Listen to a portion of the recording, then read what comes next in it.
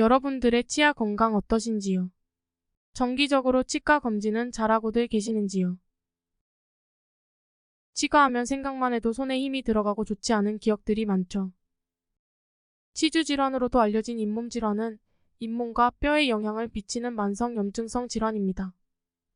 치아와 잇몸에 치태와 치석이 쌓이면서 세균 번식하게 되고 번식한 세균에 의해 잇몸 질환 등 구강 내 염증을 일으키게 됩니다. 잇몸 질환을 치료하지 않고 방치하면 구강 이외의 심각한 건강 문제로도 이어질 수 있습니다. 치과 저널에 발표된 한 연구에 따르면 심각한 잇몸 질환이 있는 사람은 건강한 잇몸을 가진 사람에 비해 심장질환 및 뇌졸중 위험이 3배 증가했습니다. 여러 연구에서 잇몸 질환과 알츠하이머병 사이의 연관성을 발견하고 있으며 한 연구에 따르면 잇몸 질환이 있는 사람들의 뇌에는 알츠하이머병과 관련된 단백질인 베타 아밀로이드 수치가 더 높다고 발표했습니다. 또한 국립암연구소 저널에 발표된 연구에 따르면 잇몸 질환 병력이 있는 사람은 췌장암 위험도 더 높다고 합니다. 잇몸 질환을 치료하지 않으면 구강을 넘어 신체에 심각한 유해한 영향을 미칠 수 있습니다.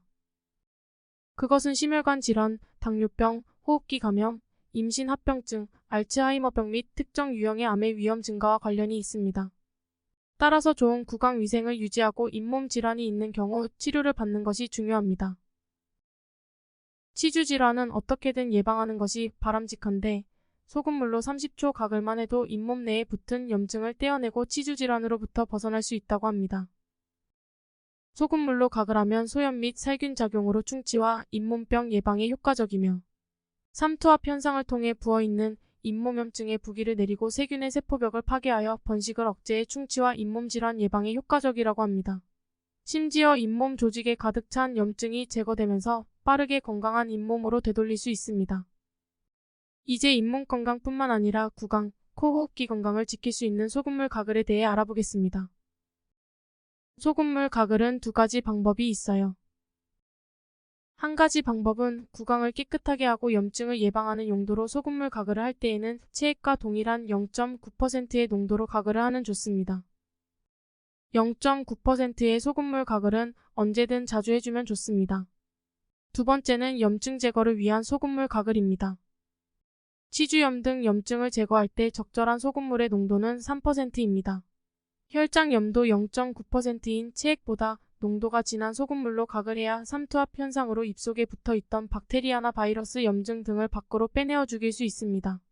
하지만 소금물 가글을 너무 자주 하게 되면 입안 환경이 알칼리화되어 정상 세균까지 죽이고 구강 건조증 등의 부작용 발생할 수 있으니 염증 제거를 위한 소금물 가글은 하루 1, 2회 정도 아침 공복과 자기 직전에 해주면 좋아요.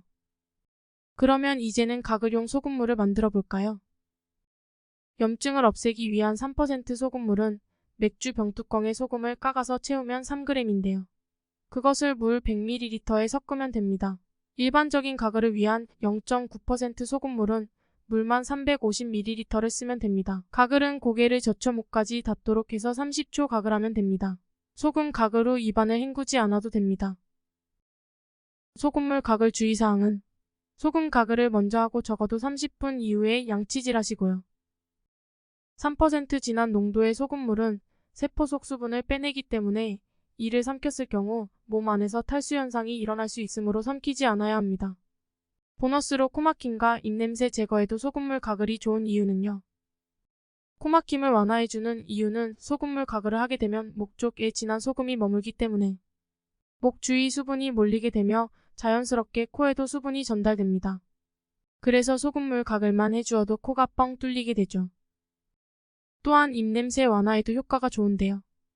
백태 속에는 많은 세균이 자리 잡고 있어 입냄새가 심해지는 원인이 됩니다. 소금은 살균 소독 효과가 탁월하여 세균과 박테리아를 제거하고 혓바닥에 붙어있는 죽은 세포가 쌓인 백태를 없애주기 때문에 입냄새의 원인은 물론이고 입속 염증까지 모두 제거하게 됩니다. 오늘은 잇몸 질환의 위험성과 질환 예방을 위한 소금물 가글에 대해 알아봤습니다.